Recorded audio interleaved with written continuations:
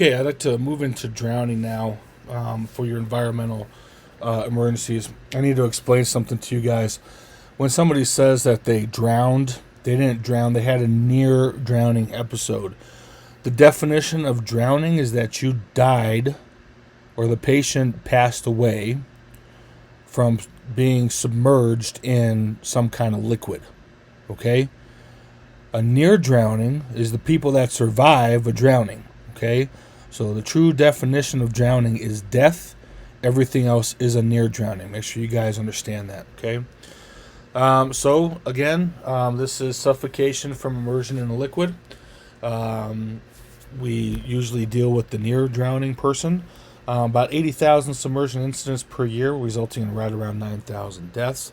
And we need to make sure that our safety is what is paramount, specifically when going to these calls. Now, that being said, it's not like we have, a whole bunch of beach out here, right? Most of the time when we're dealing with near drownings, it's because of the 16 to 35-year-old male has a little bit too much to drink, and they decide to try to jump off a 2-story building into a 4-foot pool, right?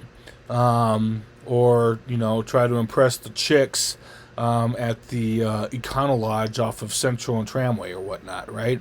So it's not like we're dealing with any ocean waves or anything like that. We're really just dealing with regular residential or city pools when it comes to this.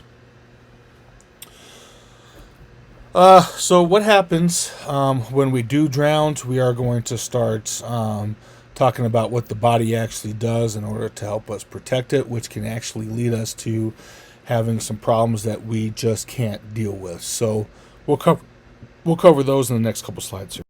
So part of our body's defense is known as the laryngospasm.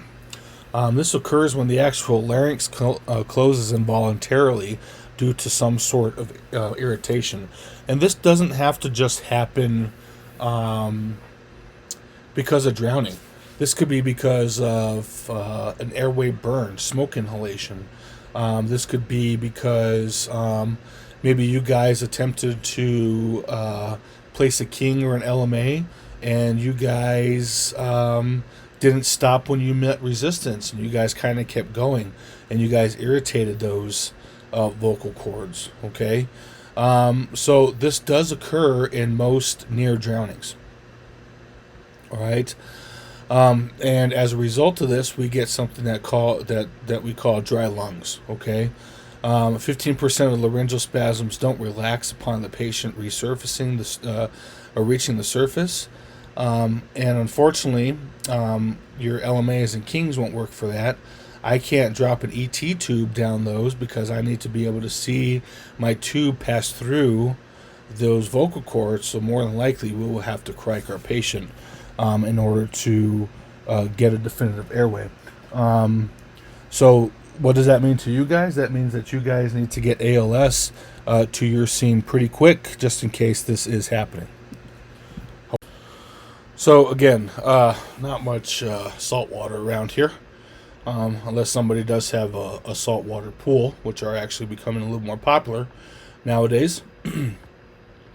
But saltwater drownings can actually cause pulmonary edema over time, and this is just due to the actual fluid shift of the salt that's found in the water compared to what's in your body. So kind of like the process of osmosis can really cause some damage to us if we do actually have a near drowning episode in salt water. Freshwater drownings do result in the actual laryngeal spasm most of the time, okay? So do saltwater as well, but saltwater is a little different just because it does have the salt water in it. With the freshwater, it's very neutral, right, compared to our body. It's very damaging to our body because there's really nothing in there, and our salts are removed fairly rapidly when we're doing freshwater near drowning. So again, this will result in laryngeal spasms, which is going to result in what's called dry lungs.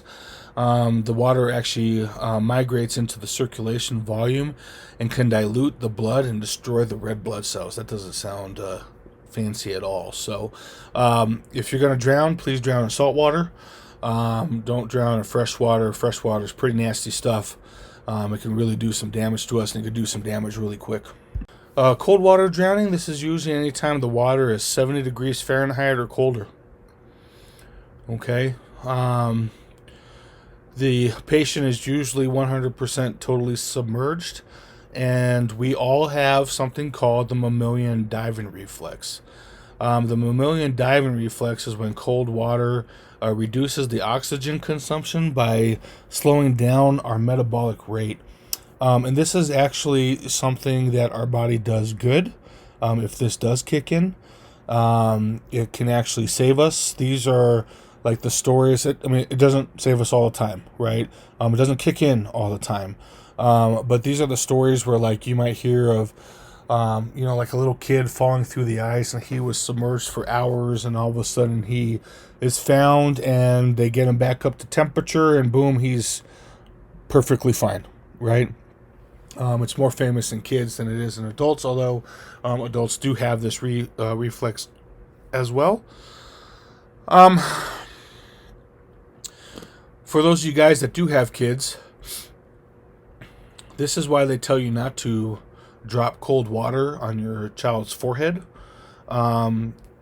There's literally right above, basically like the middle of the forehead, right above the eyebrow, where the two eyebrows kind of meet towards the actual nose.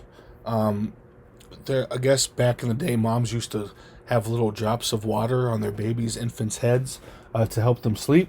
Well, they weren't helping them sleep. They were initiating the mammalian diving reflex in these kids, and these kids could actually die because of it. So you guys will, if you don't have kids already, you'll probably get that lecture from your doc to make sure to watch cold water along the forehead of your child. And they're doing that because of the, you can initiate the actual mammalian diving reflex in a person. So how do we get near drowning survival? Well, it depends on the length of the actual submersion itself. It depends on the temperature of the water in which the patient was submersed in, and the age of the patient. Okay. Some cold water drowning rules: consider the patient viable if he has been submerged in water 70 degrees Fahrenheit or colder for less than 60 minutes. Okay, because of the mammalian diving reflex, right? We will never ever stop BLS or ALS treatment until you have reached the hospital or in voice contact with medical control specifically for a cold water drowning. Okay, moving into lightning. What kills us with lightning is the direct current of lightning.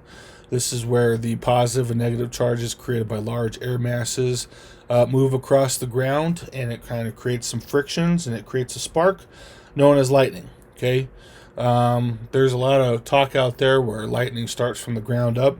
That is not correct, guys. It can go from cloud to ground. It can go from ground to cloud. It can stay within the cloud. It can go from cloud to cloud. It can go from cloud up into space. All kinds of stuff can happen with lightning. And we're going to talk about the signs and symptoms here in a minute. So when we're talking about lightning signs and symptoms, we're going to have some pretty significant internal burns, okay, which we cannot see, all right? If they can be external burns, if the patient happens to be wet, all right, it's more than likely they're going to be suffering from some type of concussion. They can have some kind of altered mentation. Most of the time when it comes to a lightning strike, it's like repetitive questioning. They'll keep asking where they're at. They can answer all the questions appropriately, but they keep asking the same question over and over and over again.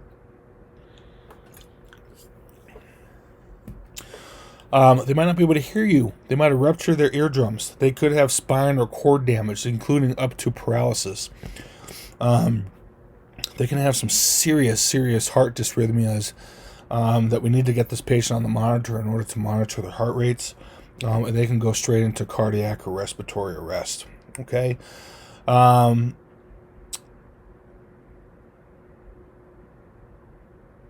We need to be sure that when we're working these codes, we're going to work them just like anything else. But the respiratory part's going to be harder to jumpstart than the cardiac, and that's just for general knowledge. You guys won't need to know that for the test, but you guys will get more training on that when you guys get into paramedicine when you guys actually start working on ECG and monitor interpretation. So lightning treatment, we're actually going to treat this kind of like a trauma. I know we haven't gotten into trauma yet in our lectures. We're going to start very soon. But we want to treat what we find, right? We have to understand that there's there could be up to significant internal damage due to the burning inside the patient.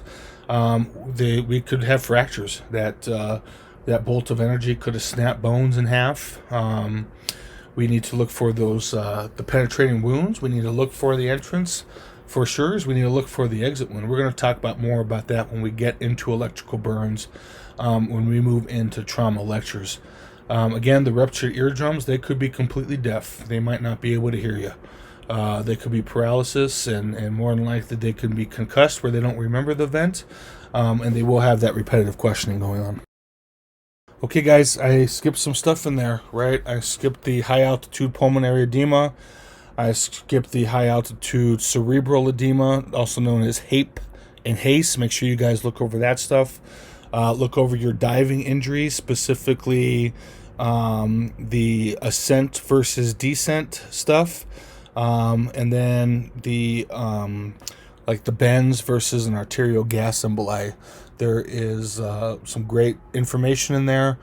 Make sure that you guys are reading up on that on your own time. I figured I'd just hit the kind of highlights in the environmental lecture, but make sure that you guys are looking over that for sure before you guys take National Registry and the environmental test in our class. Thanks a lot, guys. We'll see you on the next one.